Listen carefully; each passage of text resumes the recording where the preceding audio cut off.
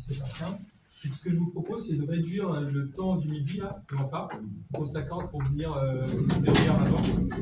Et il y a une petite surprise culinaire à la pause de l'après-midi. Donc, il n'y aura pas de pause dehors, et on propose de rester en place. Est-ce que déjà, sur le principe de réduire le temps de midi, ça vous va? Ok. On se dit combien de temps avant? Un quart d'heure. Une demi-heure avant? Je pose moins de questions et on en fait 3 par paquet. Non, on en fait 4 avant la pause, c'est ça? Pardon? On en fait 4 avant la pause. 4 bah, ça dépend du nombre de questions que vous posez.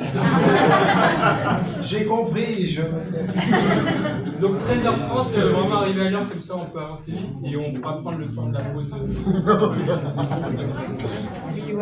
Pardon? Arrangez-vous Bah, comme ça. déjà à 25, on commence à 13h30. Tu passes, Ah oui,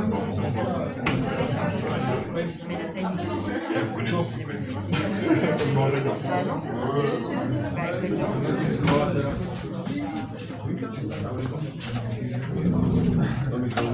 dur à pousser.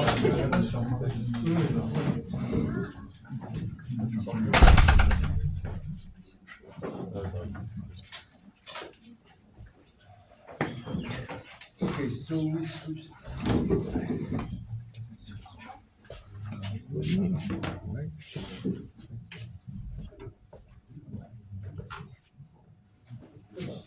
Okay, so we switch back in English, and the floor is yours. The floor is yours. Hello. So, good morning, everyone. Imagine being fully conscious, intelligent, and aware of everything around you, but you are unable to move or speak. Well, that's the reality for millions of people around the world living with, for example, paralysis.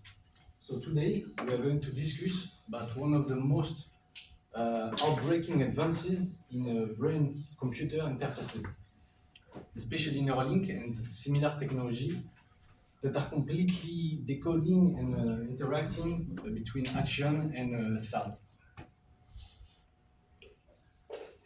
Let's start with the problem. As I said, millions of people, millions of patients and new cases every year. These people are unable to communicate. Today, the best we can achieve, the best we can do, is eyes tracking interfaces. And honestly, that's quite exhausting. And that's kind of limited because you achieve 5 to 10 words per minute. And imagine trying to have a conversation at that speed, it's almost impossible. Now that's where it gets more exciting. With Neuralink, one surgery, few months of training, and you can achieve a speed of 40 words per minute. That's not improvement, that's transformative. So you're giving voices back to the voiceless. How does it work? We need to understand the brain speech architecture. So first, when you speak, you activate 3 systems. You have the first one, motor cortex M1, which makes you able to move the lips, move the tongue, move the jaw. You have the second one, the broca's area, that structure the grammar, the meaning of what you're saying, and the last one, that is the sensory cortex, the one that makes you able to understand what you are saying. Even when patients are completely paralyzed, you still activate motor cortex M1 when you think of a speech. That's where the signal is, and well, that's clean. The brain uses 4 layers with speech. The first one is the raw phonemes. That's A, B, C, D, for example. The second one is the motor command, that's the specific mouth, lips, and tongue position that are highly organized and measurable. The third one is the semantics meaning, and the last one, the grammatical structure, to organize your sentences. With Neuralink, we focus on the second layer, the motor command, because that's where the signal is the strongest, it's measurable and repeatable. That's where the gold is. Nevertheless, we face challenges because the signal is quite tiny, around 100 microvolt. It's like trying to hear a whisper in a thunderstorm. So when you think of a speech, something happens. Beta power spikes on the cortex electrode. The range is around 12 to 30 hertz, and that's the beta band. So when you imagine of a speech, the whisper becomes clear, and you can now decode it. So you have three approaches to record EEG, non-invasive, it's electrode on the scalp, no surgery required, accuracy is quite low. So there is a second one, ECOG, semi-invasive, electrode under skull, brain surface, little surgery, good signal quality. And the last one, microelectrodes. It's fully invasive, Neuralink approach inside brain tissue, the signal is perfect and your accuracy is better. Okay, so now I'm gonna explain to you guys how Neuralink can transform brain signal to readable text. So first of all, they capture a signal from the motor cortex, but it's a very weak signal. It's about 100 microvolts. So they use a low amplifier. You can gain about 10,000 times 10,000, and they put some filter, analog and digital filter to remove the noise. After that, they try to extract some features. There is like 1,000 electrodes, and you have to compress all of this data with a spectral analysis to get about 10 variable, and you after that you put it on a decoder. It's a machine learning decoder I'm going to talk about it just after, but the fact is it's going to search some pattern in the data to get some text, and at the end you're gonna transform it into a text. So the machine learning, first of all, they tried it with a linear baseline, but the main problem was the memory, because you just get the answer without what you said before, but you know that you need to say what you want. You have to know what you say, obviously. After that, they tried with classic ML, but they only recognize a basic pattern. That's why they use deep learning with neuronal aspects. It means that they use a deep learning model based on brain, so with neurons, and that's how they get some probability about what's going to be the next letter or word. This is a good example. If we get the letter H and E, after that there is more probability that the next letter is going to be L than Z. Now we're going to talk about the engineering part, the hardware engineering part. So the chip is about the size of a coin, basically, and this is encapsulated in a biocomposite compatible with human. It's mainly in titanium, and the thread are sorry, the thread are in what? The thread are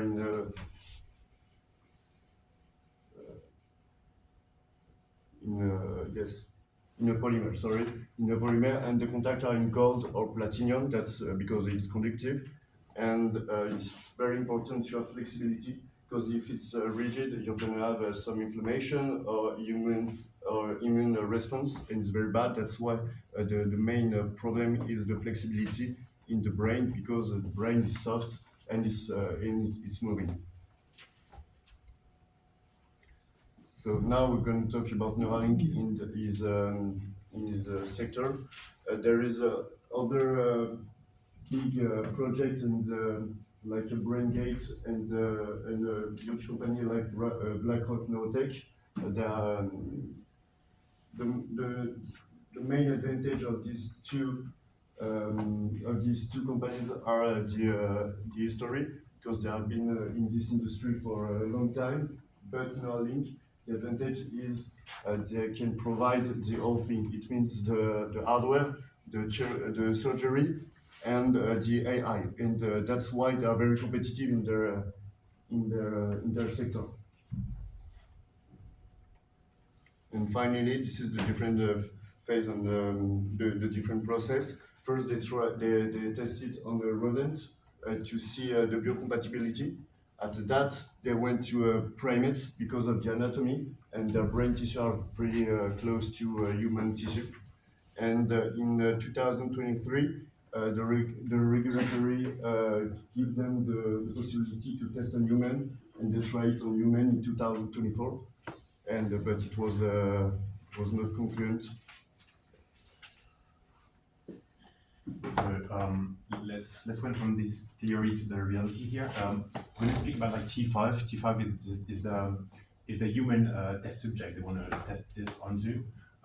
This guy was like quadriplegic after a diving accident, and the thing is he was like paralyzed from his neck, below his neck, like everything was paralyzed. And the thing is he has like his thoughts still, like he could like think like everybody else, but just doesn't express it. And the thing is, in January 2024, they got like they do surgery. It took like only 1 hour, and then like 0 complications on it. And the thing is, like a few weeks after, like a bit like 3 weeks after this, he could like I won't say speak, but he could like do some words, like a 10-15 words per minute. So it's like better than nothing, I guess. And even him like said like it works. It actually works. So I think it's pretty solid from this point of view. So from this emotion, let's look the odd data. So here is like the data after like 9 months. So you can see it went from like 10 words per minute just after the operation. It's like 40 words per minute. Just to get like a bit of context here, if you have like eye tracking, like like technology, it's like 5 to 10 words per minute. So here, like 40 words per minute is like 4 times what you can do with the eye tracking technology. And the thing is, there's like a barrier. If you want to like have like a fluent speech, it's like about like 30 words per minute. The normal human speaks like 150 words per minute. But the thing is, if you have like a slow conversation, like 30 works. So like 40 is like pretty good. And you can also like do like 3D games too. That's what it does. And the thing is, it helps like those people to be not as isolated as they have. So that's pretty good. So how do we achieve like this speed? The thing is, here is like the optimized pipeline. So as like François just told us before, they just capture the signals, they just filter the noise, everything.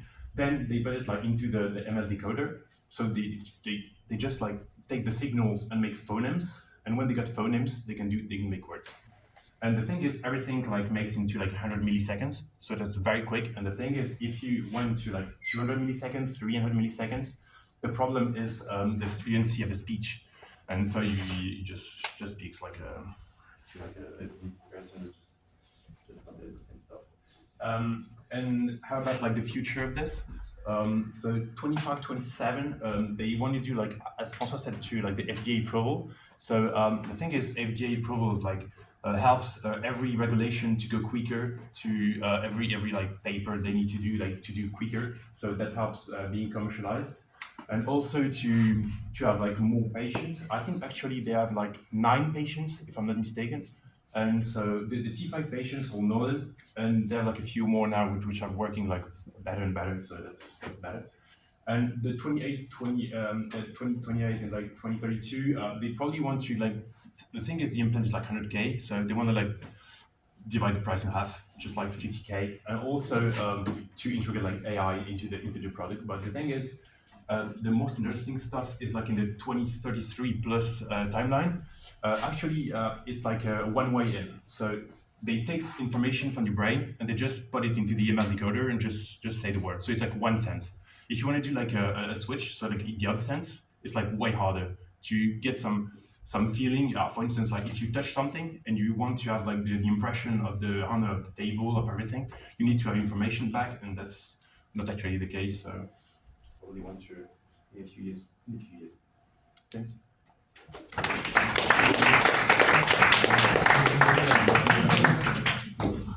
So any question in the audience?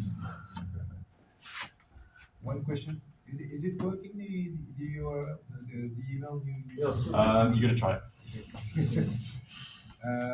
So I've got two questions, two quick questions. During that time, you can install the next one. So what is BCI? You mentioned on your slide. Yeah. BCI. BCI. BCI. Yeah, it's BCI. It's for the FDA regulations to. The thing is to be commercialized. It's the way to be commercialized. BCI means. I don't know the meaning of it. I just know it. BCI. Yes, yeah. Which means. Brain computer interface. And can you show again the structure of the brain? Oh, It is called the Broca area, right? You know where it comes from? Broca? The name of it? Yeah. Name of it? Do you know it? Just like. Il y a un hôpital Broca à Paris. Si, il y a un hôpital Broca à Paris. Peut-être. C'est un indice. Ok. Non, c'est bon. C'est un médecin français, c'est pour ça. Ah, ok, d'accord. C'est une blague. Broca, non, l'hôpital Broca à Paris. Broca, grand chirurgien français. Ok. Et la question subsidiaire, c'est pendant que vous emballez, laissez-lui la place, laissez-lui s'installer. Pourquoi on était bon en chirurgie du cerveau en France? Pourquoi est-ce qu'on est bon en chirurgie en France, et en particulier sur le cerveau? On a trouvé les zones du cerveau qui étaient à quoi elles servaient. Pourquoi est-ce qu'on est bon à ce genre de jeu? Pourquoi est-ce qu'on est bon en chirurgie en France? Oh. Parce que la formation. Dans les années 1900, on était très bon en France en chirurgie.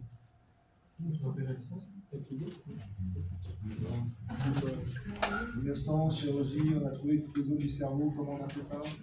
À quoi elles servent? On sait. Par quelle idée? Alors, rentrez pas tout de suite, je voulais poser la question tant que vous étiez un peu dehors. Ça va vous faire peur. On était bon en France en chirurgie parce qu'on a eu les guerres napoléoniennes, et on a eu 14-18, on a eu 39-45.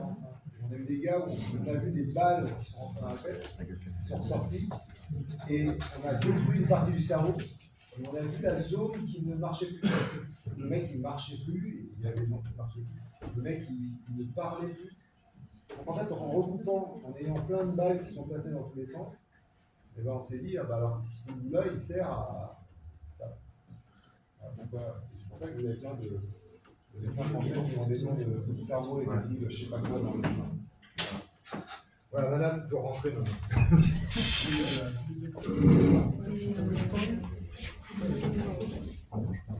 C'était des blagues de chirurgiens.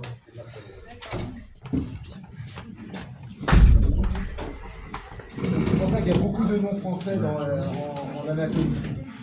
Ok, bah, je savais pas.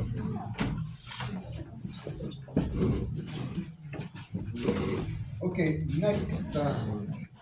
So today, me and my partner Leo are going to present you photonic chips applied to artificial intelligence. So first we are going to present you what are photonic chips and their context of operation.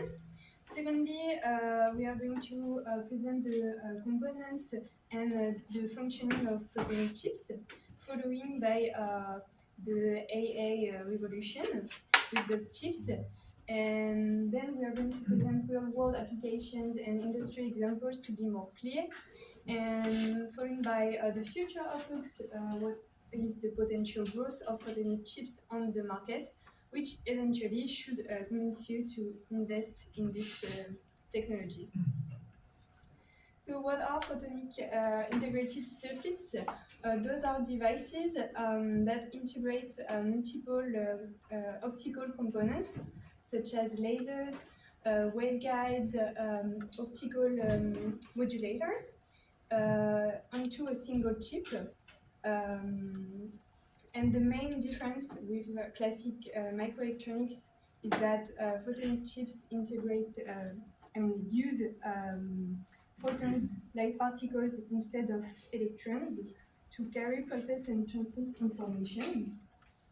So I am going to develop further their characteristics, but globally they have a higher bandwidth than classic microelectronics, as light can carry a huge amount of data simultaneously, and they also have a lower latency and higher speed as light travels faster, and they also have a better energy efficiency. They do not overheat as it is the case in microelectronics, and they can be, of course, miniaturized. Photonic chips applied to artificial intelligence can have impacts on four major sectors. In telecommunications for optical fiber communication networks. I was also thinking about sensors for LiDAR and autonomous vehicles, as they use AI and a lot of parameters. For data centers, of course, because they need high-speed interconnection between their servers. And last but not least, for quantum computing, as it needs a lot of computing power. So, in what context did photonic chip appear? So, as you know, AI has driven an exponential need for computational power. We are using larger and larger AI models. We went from millions to hundreds of billions of parameters, and we need a massive computation power. But the problem is that while the demand for AI is growing exponentially, the efficiency in microelectronic does not follow.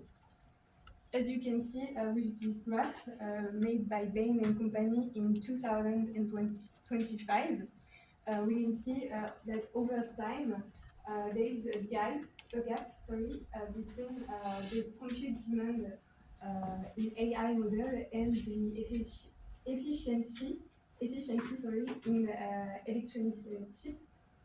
And the more we are moving in time, the wider is the gap. So this is a major issue today. And as we study in this course, we are suffering from the effect of, electronic chips have fundamental limits.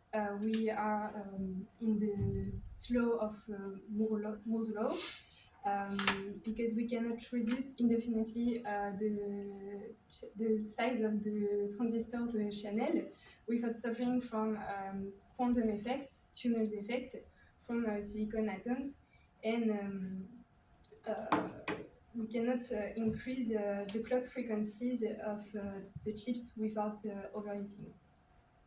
So photonic chips can be a solution because they do not behave like charged particles.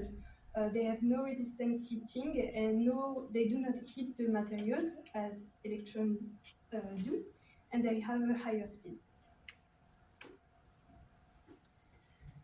So in this picture, you can see the major components of photonic chip. I tried to make it simple, but globally you have a laser that injects light into the chips, and this light is guided by a waveguide, optical waveguides.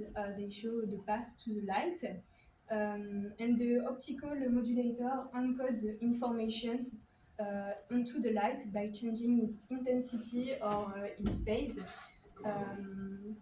And the couplers, they split or combine the light paths, which enable parallel signal propagation. And the photodiode is used to convert this signal into electricity. The major difference is that microelectronic chips operate almost exclusively with binary computation, which is quite low compared to photonic chips, because the calculations, such as multiplications or sums, are performed by optical interference. The linear operations are made with the intensity or the phase of the light, and they don't go through binary logic gates. However, we still have remaining challenges for photonic chips today because the components remain larger than transistors, so they took space. The memory materials can well done with repeated use, and the main issue is that our entire digital world, the servers, the software infrastructure, was built for electrons, and so we need converters to use them, which cost money and energy. Which is why the major players, such as NVIDIA, AMD, Intel, are still electronics. They did not shift to photonics yet. And the photonics designers are emerging startups, mainly American, such as Light Matter, Higher Labs, and Light Intelligence. But Scintille Photonics is a case in point of a European startup. It is a French startup based in Grenoble, was just raised more than 50 millions of euros. So now you can understand why photonics can revolutionize AI computing, as light travels much faster. We can also do massive parallel data transmission with the couplers and the multiple wavelengths in one waveguide, and it also can be a solution for the GPU bottleneck problem, as the GPU with microelectronics don't have the computational power. They have problem of computational power. In comparison, the issues in electronic chips is that every signal needs its own wire, and they have a lot of either overheating and interference. And the signals can also degrade heavily over the wires.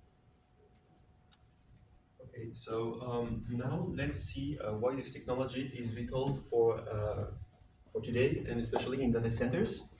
So actually, the main issue is not the computing power in data centers, but a bit more the GPU to GPU connectivity, because all the GPU needs to talk with each other in order to train AI model. And so all of this information goes through copper cables. The problem of it is that it heats up, it consumes power, and it saturates really quickly. According to hyperscalers, most of the time, more or less 50% of the time, GPU are just waiting due to this latency, and this is in part due to the copper cable they use in data centers. This is why we met Light Matter. So Light Matter is an American startup valued for $4.4 billion, and they raised $400 million in Series D series. And so the promise is to remove all the copper cable and to replace it by photonic interconnectivity, and so to gain in heat and consume less energy. So the promise, is in the long term to go 300 times faster than what we do now. And how will they do this? First, with the GPU utilization. So actually, it's 30 to 70% of the time all the GPU are working. And they would like to go to 80, 85, or 90% of the time to use simultaneously all the GPUs. And it will permit to train AI model 3 to 7 times faster than what we do today. So today is like a few months for a big model. It could be a few weeks, for example. And also the TCO cost. So by removing all the copper cables, you remove all the heat that the copper cables creates, and also you remove all the cost you use in order to cool down the heat that could have been created. So actually, in data centers, they're using the NBL72. This is a big fridge, 2 meters of height, 1.3 tons of weight, and 90 kilograms of copper cables on the back.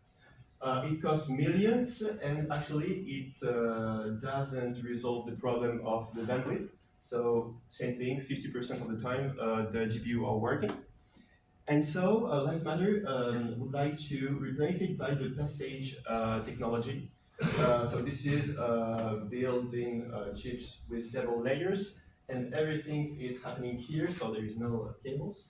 And you plug all the GPU and switches on the passage photonic technology. And so this is, for example, a quick overview. This is the NVL72, so it's huge, it consumes, and it's not so easy. And this is the size of the Light Matter M1000. This is like a box of chocolate, it's really small, and this is the same usages.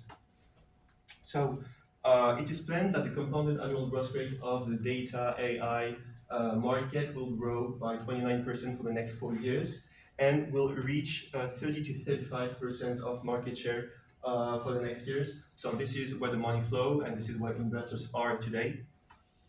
Another use case we can do with photonic technology is the edge AI.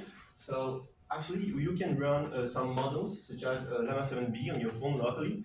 But if you could try to run a model locally without any internet connection, cloud connection in your phone with thousands of billion parameters, you have enormous problems with the battery, the heat that would be created because electrons consumes a lot. And here with the photonic chips, you remove all of these problems, and actually you could run a model like this locally. And so a drone, for example, could be 100% autonomous with that kind of thing.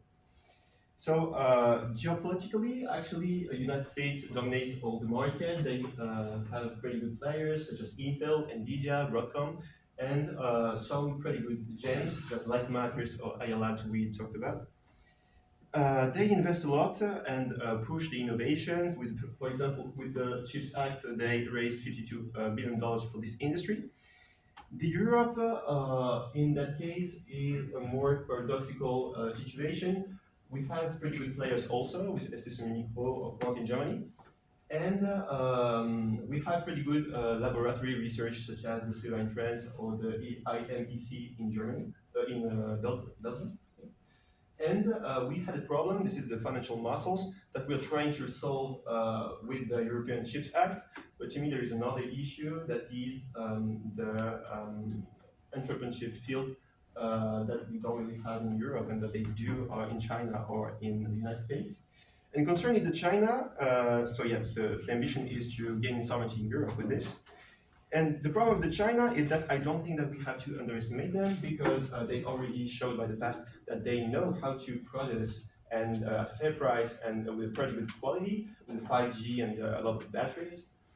And for them, it's not a game actually. It's really a question of survival because with the photonic technology, they do not have to use the EUV lithography technology, and they would like to bypass all the sanctions that America put on them with the 2 nanometers and the exports on the territory.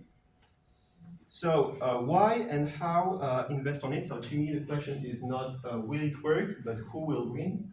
The AI demand double more or less all the 3 months, and the photonic technology is the only way to answer to the wall we face. So the market targets 97 billion by 2034. And the barrier to entry are pretty huge in this market with the physical. You have to make all these chips, and also there is issues with softwares. And those who master this tech will hold de facto monopoly, which means that as soon as one actor has a functional solution, it will be complicated to do yours. So, if you want to play it safe, you have 2 actors that are implemented on this sector, Nvidia and Broadcom. Of course, do not just buy randomly. There is issues concerning the valorization of this company.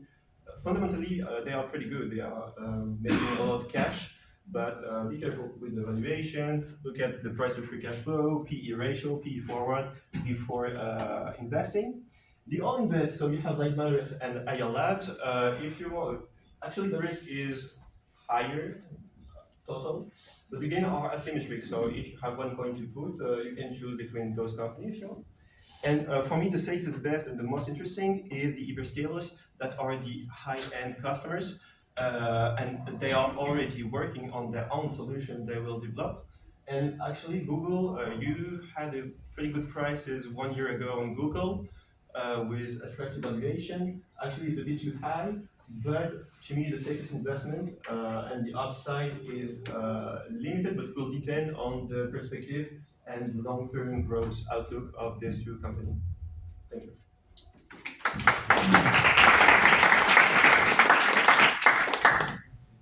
Any question in the audience? So I've got questions. You mentioned Sentinel, right? Yeah. Okay. Where the technology is coming from? Grenoble. Which organism in Grenoble? I don't know. I just know the name of the startup, but I don't know whom they are working with. The technology is coming from, the patents are coming from. I guess in the audience. Grenoble, microelectronics. C'est sûr. C'est sûr, c'est une startup ça. So CEA in Grenoble. And they raised money from. I think it was from Otium Capital. Isn't there an investment from NVIDIA? There was a startup in the CEA that NVIDIA wanted to invest in for $500 million, but I think they refused in order to gain the independence. I don't know if this is the one you are talking about. Yeah, I'm not sure, but I think I've heard that NVIDIA wanted to invest in it. Wanted, but I don't think that they could. Okay. Anyway, that's maybe a good sign for some people. You mentioned IMEC at the end of your talk as well. IMEC. IMEC, yeah. IMEC. You said it was in Germany. In Belgium, I think. Belgium, yeah. And do you know where they're coming from? Where they're coming from? Yeah. No, I do more or less what they do, but I don't know what do they do? So this is laboratory research, so they are working with ASML. Yeah. And they put all the stuff, 350 million machines, and so in order to understand how the lithography works, and so they implemented these machines in the IMEC. Okay, so they have clean rooms, and basically they come from Philips. It's Philips behind the room, from the farm. And you didn't mention that. Do you think SOI or SOI technology could be of any use in optical? SOI? You never heard of it in your research? No. Some people think it could be interesting to use SOI for optical coding. So you have more options to invest in. So you at the end you invest in Microsoft, right? I prefer Google, but both are pretty good. For telecommunications. But actually, they are working on their own development of photonic. I think they have a budget in order to develop a pretty good solution. But actually, it's a bet. But they do a lot of cash on the other aspects. So actually, the risk is really limited because even if they do not succeed with the photonic solutions, you do not lose any money because they will continue to work on anything else. So kind of safe investment. Okay, thank you very much. Thank you.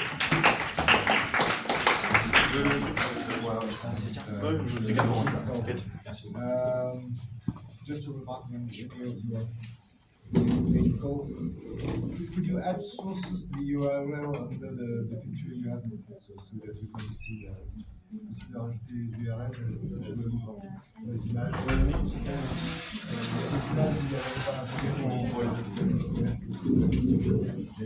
on sait comment c'est pas mon usage.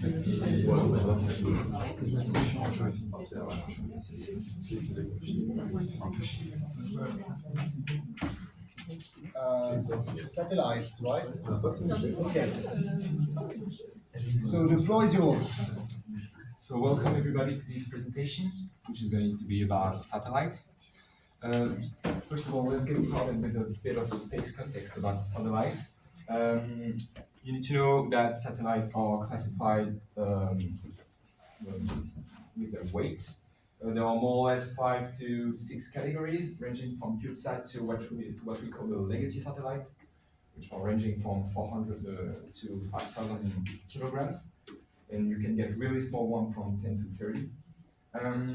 Another fact is that as of October 1st, 2025, there are approximately 13,026 satellites orbiting the Earth, which have the grand variety of purposes, ranging from the internet, the telecommunication, Earth observation, navigation, and also the scientific mission and more.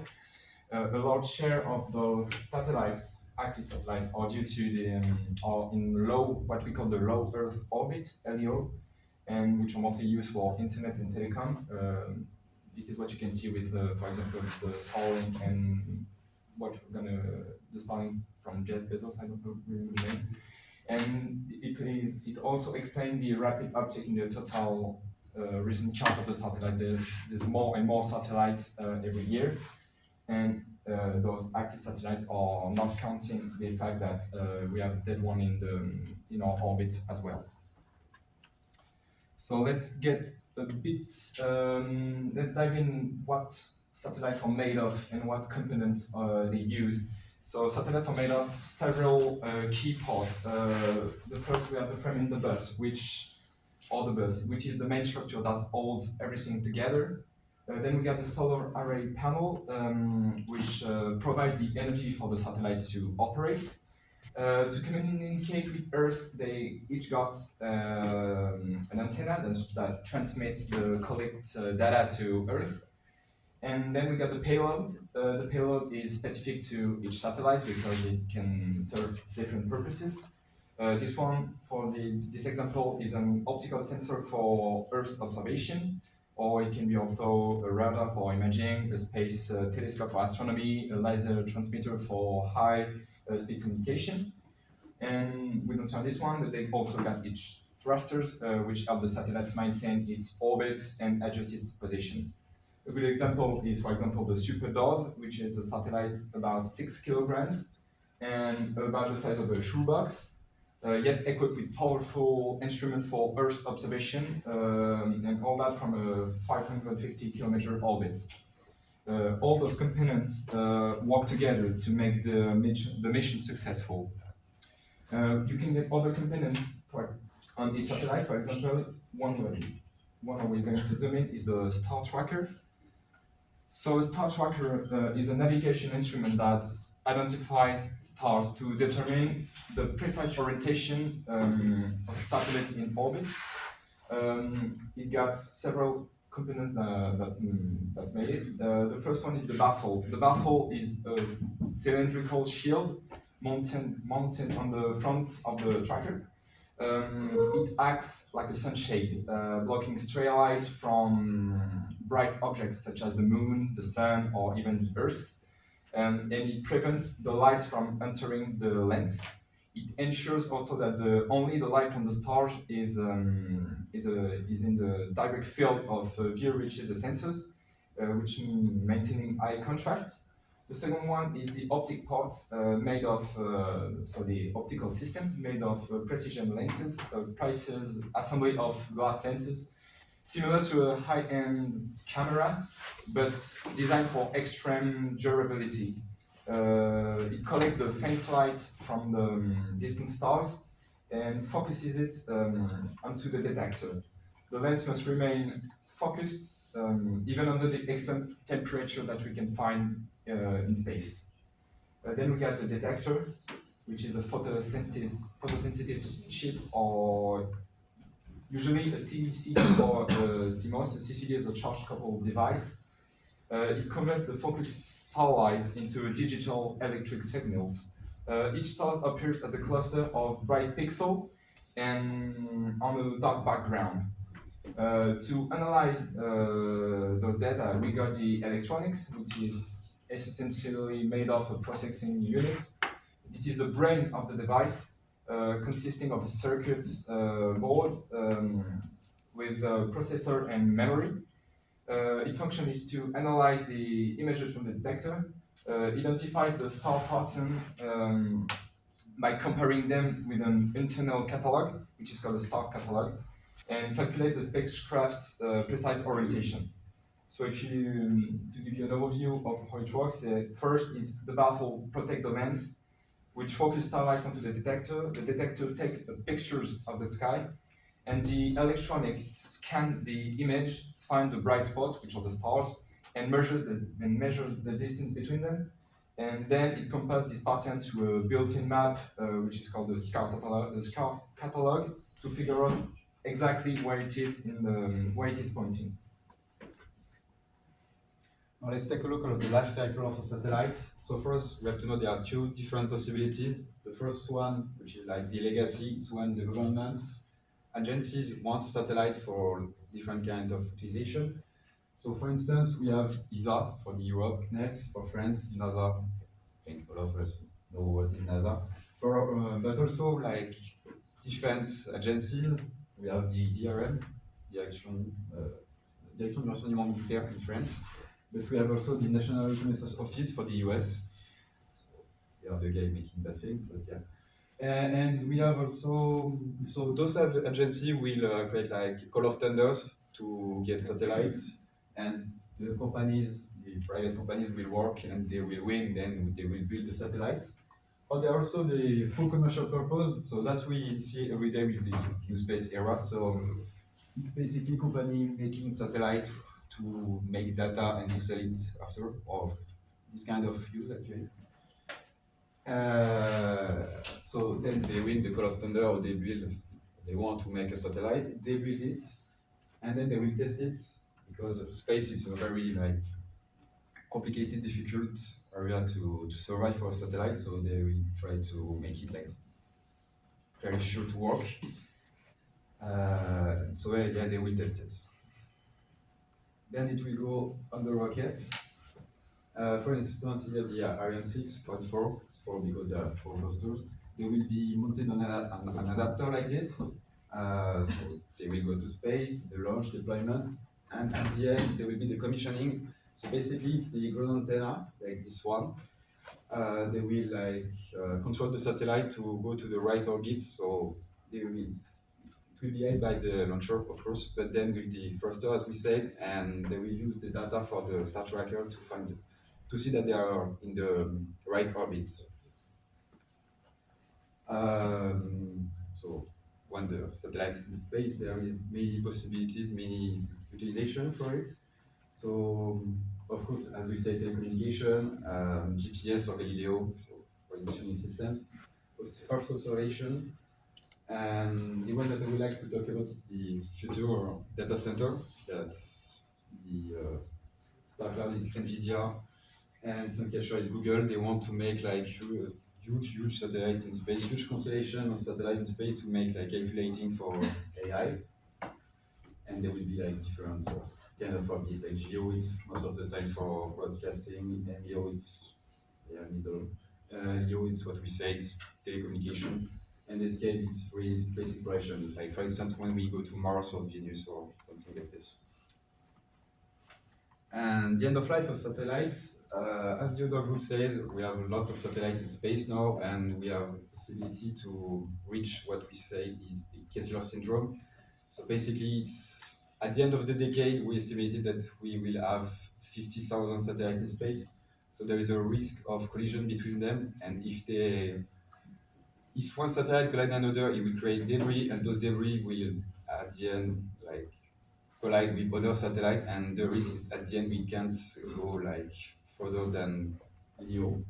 So and also it will be the head of GPS and this kind of thing. So really a battlefield. So for that, we have thought about different things like orbit of debris. It's basically at the end of life we use the what will remain fuel to reach another orbit, a safe orbit actually.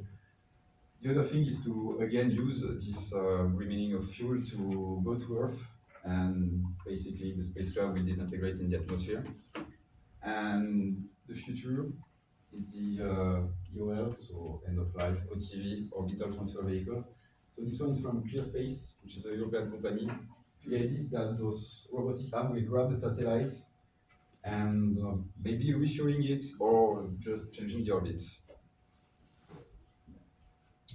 Okay, so now I'm going to talk about the key figures about the satellite. So we have 4 main points. So the number of AC in orbit. So early 2024, around 10,000 active satellites, including more than 9,000 in low Earth orbit, with roughly 2/3 belonging to SpaceX, Starlink's constellation. The typical lifetime, so for the GEO telecommunication satellites, is between 15 to 20 years, and for the Helio constellation satellites is between 5 to 7 years, and in some cases it can be 10 years depending on the design and the missions. So for the cost range, a large GEO telecommunication is around 150 to 250 million for the satellite alone, with some programs reaching 400 to 500 million. The orbital launch cost is between 30 to 80 million. 8 million for medium-class launchers, and around 67 million for Falcon 9, for example, and more than 100 million for certain heavy-lift vehicles. And for the future of the SC, the European Space Agency projects that the number of satellites in orbit could reach up to 100,000 by 2030, and if all planned mega constellations are deployed. And in a nutshell, these figures highlight the rapid expansion of satellite activity in orbit and underline how critical space infrastructure has become for global connectivity and data services. So now, the satellite market size of the space economy. So the space economy market size, so we can see in this graph, that's that projected for 2021 to 2034. There will be a very big increase in the different market size, like the satellite industry, the non-satellite industry. So the global space economy is estimated around 596 billion in 2024, with an annual growth of around 7.4% over the past 5 years, and nearly 80% of this revenue comes from the commercial sector. And according to the ESA, the combined market for launch services and satellite manufacturing is 53 billion in 2023, of which around 80% corresponds to satellite manufacturing and 20% to launches. And the satellite services and their weight in the space industry. So for the commercial satellite industry, including telecommunication, broadcasting, Earth observation, navigation, data services, all that is accounted for 2,093 million, representing 71% of the entire space sector. And in 2024, 259 launches placed 2,069 satellites into orbit for a total deployed mass of 2,172 tons. Now let's take a look at the big picture in 2024. So as you can see, here is the total revenue of the space economy. So half of it, the enabler solution, is all the data used from space. So basically like the observation things that we, not the idea of selling the observation thing, but really using it. And the other half is really the space market. So as we said, really the manufacturing spacecraft, using it, etc. Another interesting thing is that we see that North America is the main actor. But Europe is closed, and actually we got the information a few weeks ago that they raised their budgets up to 40%. They were at 16 billions, and now they are at 22. So yeah, interesting thing. Really something to develop in Europe. And to finish, some French actors that are the competitor than the US one that we thought were interesting. So this one is the legacy. Actually, they want to merge to make one like European giant in satellite space, this kind of thing. So it's Airbus, Thales, and Space, and the last one is like Telespazio, which is a JV between Leonardo and Thales. Interesting one is Eutelsat because they are making the competitor of Starlink. It's not for commercial purpose like people for us. It's really for sovereignty reasons. But it's interesting to see what they will do. And Unseen Labs is a company that I like because they are making maritime surveillance based on RF technology. It's really interesting because with that we can see, like for instance, if China want to move an aircraft carrier, we can see it because with their software. So it's very interesting. Like the video on the LinkedIn is very interesting. And the other one is the one that we know. Again, maybe Planet is interesting because, as Remy said, they're really making a shoebox that the company that revolutionized the spacecraft industry because we decide and they have a lot of, I think it's 500 in orbit now, and they're the leader for Earth observation, sorry. And Amazon Leo, the competitor of Starlink for Amazon. And recently, at the beginning of this week, Blue Origin, they made an announcement that they will do their own mega constellation like Amazon Leo, but really this time it's only for Jeff Bezos, not only like the Amazon Go. And last but not least, it's really very recent, so we did not have time to include it in the presentation, but the exploration company which making a re-entry capsule, so basically something that go to space and go back to Earth. They just announced that they have a letter of agreement to buy a launcher company in Europe, which is interesting because at the beginning, SpaceX was doing the same thing. They just had like few turbo flight to ISS, and they made their own launcher. They are what they are today, and it's kind of the same way that they are leading. So it's interesting to see what they will become. So thank you everyone for listening. Any question in the audience? So I've got one question. Can you, you mentioned Leo and Geo quite a lot of time. Can you remember us the altitude in kilometers? Yes. Roughly speaking.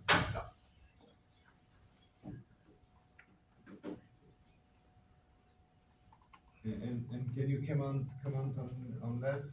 Okay. Because Leo is quite large, right? No, it's low. No, Low Earth it's quite orbit. large range. What do you mean?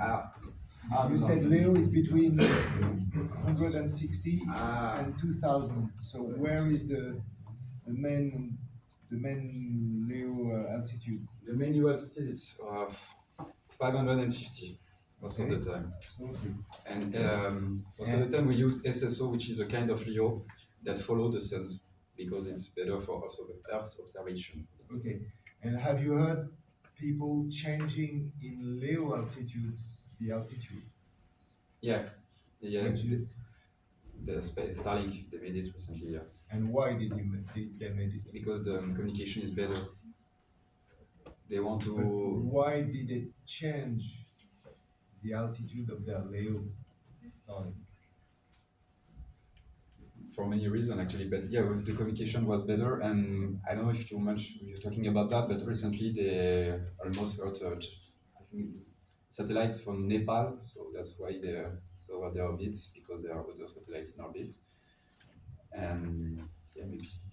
En français, vous avez entendu parler de Starlink? Ils ont changé l'altitude de leur satellite? Oui, tout à fait. Mais pourquoi? Parce que la communication est meilleure avec le sol, ça va plus vite.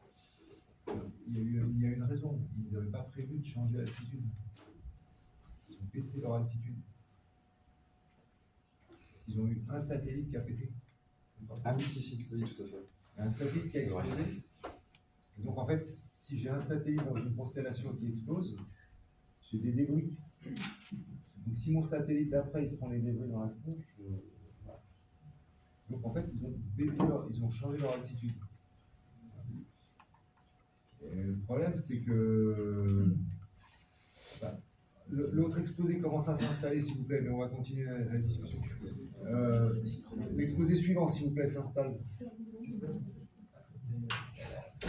Donc la discussion c'est personne n'est responsable de donc Monsieur West qui fait péter un satellite, il pollue une altitude Léo, il se casse, il paye rien.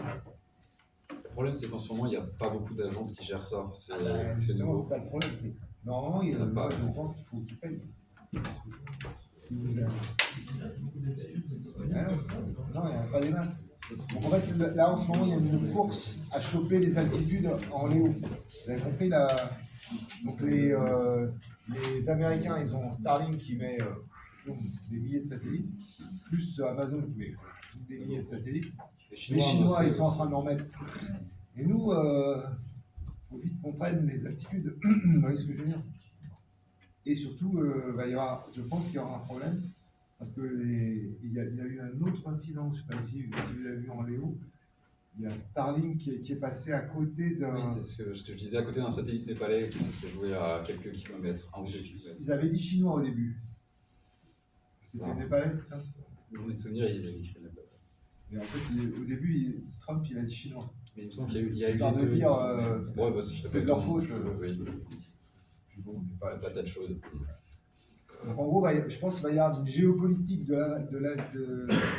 l'orbite, des orbites Léo qui va être très... En fait, le souci, c'est qu'il n'y a pas vraiment de document légal. Le dernier en date, c'est le traité de l'espace qui date de 1967. Et donc, c'est pas, Mais là, pas du tout. on n'avait pas prévu. En ce moment, donc ça va, on est en train d'avoir une exponentielle du nombre de satellites en l'air. Et le problème, c'est que l'exponentielle, là, pour le coup, ça ne marche pas. Donc, allez, vous avez dit, votre dernier point, c'était les data centers. Ouais. Vous y croyez? Ça va pas être facile, en tout cas. Les débris qu'il y a, machin, truc. Un data center, déjà à terre, quand ça marche, on a du football, mais alors le mettre dans l'espace. C'est beaucoup de contraintes au niveau de la S'il dissipation de la y a chaleur. des débris qui traînent et qui prennent le truc, comme ils vont avoir. Les data centers, quel est leur problème d'après vous? Le vrai problème des data centers dans l'espace? Il y en a beaucoup, mais la dissipation de la chaleur, là aussi la résistance des composants. Ouais.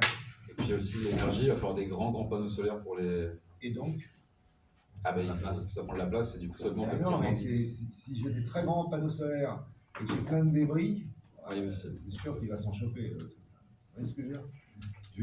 Je veux mettre des data centers, j'ai besoin de beaucoup d'énergie, je fais des énormes panneaux solaires. Je sais pas si vous avez vu les photos de panneaux solaires qu'ils ont vus, c'était des trucs de kilomètres de je sais pas quoi. Mais dans aucun monde, le truc se prend par un débris. Il y a forcément une vis, un boulon de l'ISS qui va taper. Et quand je perds un satellite, je pleure parce que un satellite ça vaut plusieurs millions, mais quand je perds un data center, alors c'est peut-être bon pour Nvidia parce que ils vont en vendre du je ne change pas la carte dans le data center, je change le data center. Ça me choque pas, c'est pas grave. Moi, ça me choque un peu. Voilà, merci beaucoup. J'espère que... Voilà. Donc là, on fait la pause déj, c'est ça? Allez.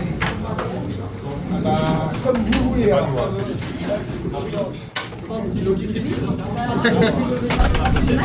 est OK pour quelle heure? 13h30, monsieur. 13h30.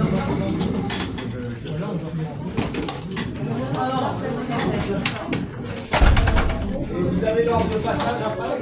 Oui.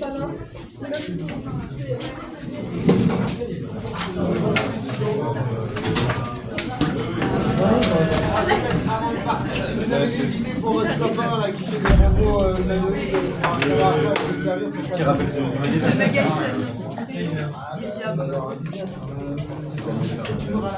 Bah, franchement, non, mais c'est comme tu veux. Je vais la faire.